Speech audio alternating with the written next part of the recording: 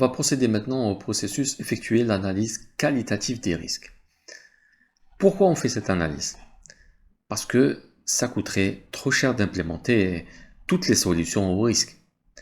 C'est pour ça que nous allons classer les risques selon leur impact sur une échelle peut-être soit de 1 à 10, ou on peut même classer faible, moyen, élevé, très élevé par exemple. Mais l'objectif ici, c'est de les classer pour essayer de trouver des solutions aux risques les plus importants. Donc, on a planifié la gestion des risques, on a identifié les risques. Maintenant, on va faire une première classification. En données de sortie, on ne va faire que mettre à jour certains documents du projet, parmi lesquels, principalement, le registre des risques et le rapport sur les risques. Sur le registre des risques, on va rajouter la première classification des risques. Sur le rapport sur les risques, on va rajouter le détail de ce qu'on a identifié sur chacun des risques. Et on peut être amené à rajouter ou supprimer des éléments du journal des points à traiter, des problèmes en suspens, ou même à valider ou invalider des hypothèses et des suppositions. Donc, on va sortir avec un registre des risques aussi, bien sûr, qui va classer ces risques. On va voir peut-être un risque noté sur 5, un autre noté sur 7, un autre sur 8, 8 sur 10 par exemple. Donc, on va avoir on va commencer à avoir la liste des risques prioritaires. Et on pourra les regrouper par exemple par catégorie. Les risques qui seront moins importants, ça ne veut pas dire qu'on va les effacer du registre des risques, mais on va les garder sur une autre liste. On va appeler ça la liste des risques à surveiller, ou watch list, ou risques non critiques. Donc, voilà.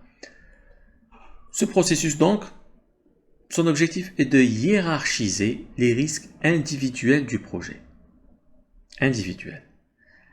Les analyser ou les exploiter plus tard, et puis surtout évaluer leur probabilité d'occurrence et d'impact.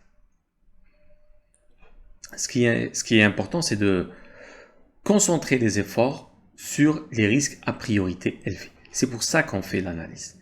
On ne pourra pas faire une solution, ce serait trop coûteux d'ailleurs, de mettre en place des solutions pour l'ensemble des risques. Mais on va essayer de qualifier certains risques, les classer, en extraire les risques prioritaires, et puis on va concentrer les efforts sur les risques à priorité élevée. Bien sûr, les évaluations sont subjectives et reposent sur la perception des parties prenantes.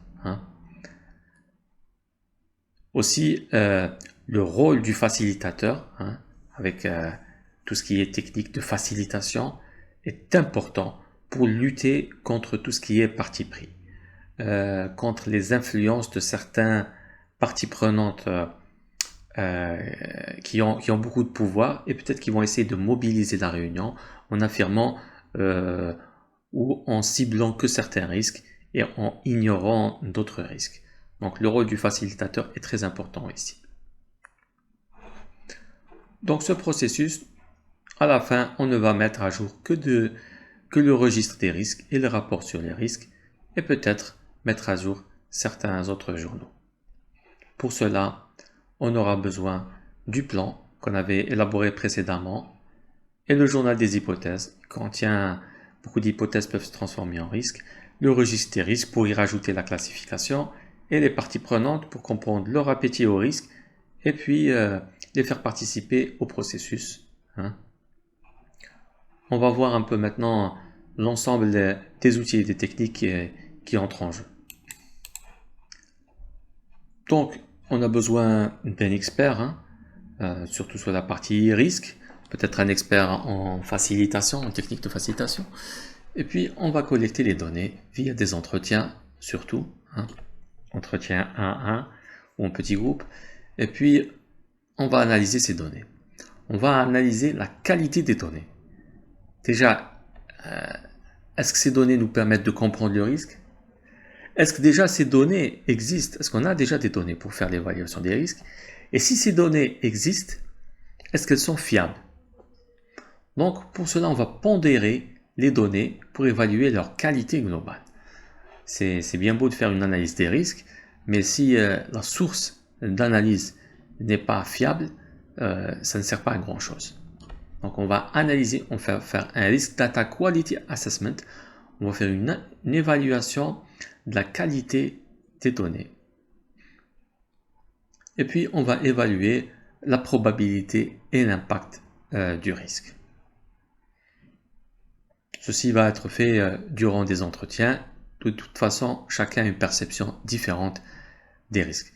C'est pour cela qu'il faut apporter une explication détaillée, y compris des hypothèses qui justifient le niveau de risque attribué. Ces hypothèses seront enregistrées dans le rapport des risques. Alors, on va évaluer aussi d'autres paramètres qui sont liés au risque. La proximité dans le temps, c'est le délai entre lequel le risque apparaît et puis l'impact du risque. Plus ce délai est petit, plus il y a une proximité dans le temps. L'inactivité, c'est-à-dire que le risque survient, mais ses conséquences peuvent ne pas apparaître tout de suite. Il faudra du temps pour les découvrir. D'autres paramètres, par exemple la facilité, la facilité de détection avec laquelle on peut régler ce risque. La contrôlabilité, jusqu'à quel degré on peut contrôler le risque, jusqu'à quel degré on peut détecter ce risque. On peut classer des risques comme ça, et toutes ces informations seront classées sous forme de tableau ou autre, non pas dans le registre des risques, mais dans le rapport sur les risques, qui contient les éléments détaillés par rapport aux risques.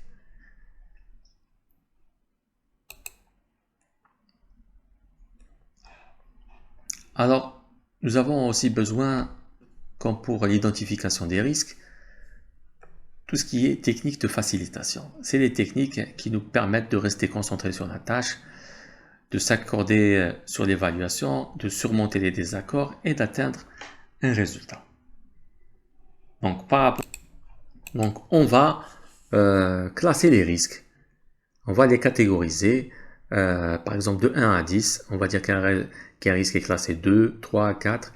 Et puis, la signification du 2, du 3, du 4 et du 5, on aura déjà identifié ça au niveau du processus planifié, la gestion des risques. Donc, on aura déjà élaboré une grille pour que tout le monde soit d'accord sur la même signification.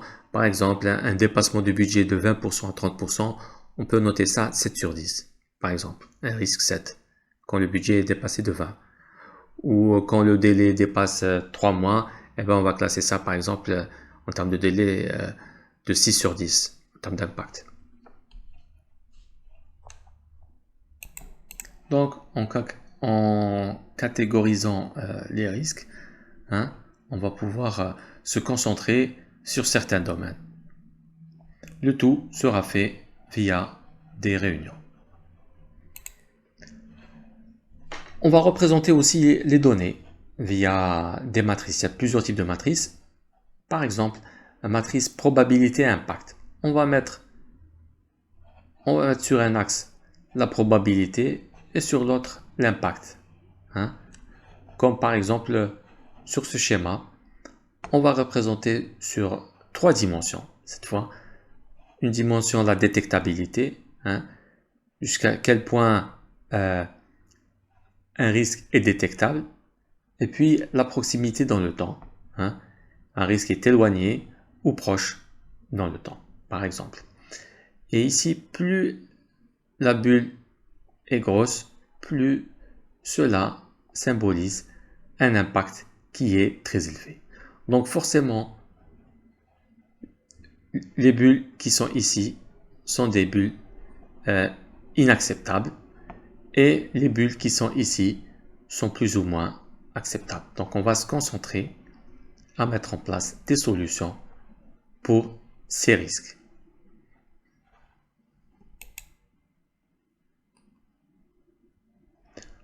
Pour résumer, donc à la sortie de ce processus, on va mettre à jour le registre des risques avec la classification et beaucoup d'informations, de matrices, de tableaux, de détails et d'hypothèses, qu'on va mettre une partie sur le sur le rapport, sur les risques, et on pourra mettre à jour certains journaux, comme le journal des hypothèses, on rajoute ou on supprime des hypothèses, et le journal des points à traiter qui va regrouper les points en suspens. Tout cela, ça va faire partie des documents du projet. Pour générer le registre, mettre à jour le registre des risques et le rapport sur les risques, on a besoin bien sûr du plan gestion des risques et de certains documents du projet.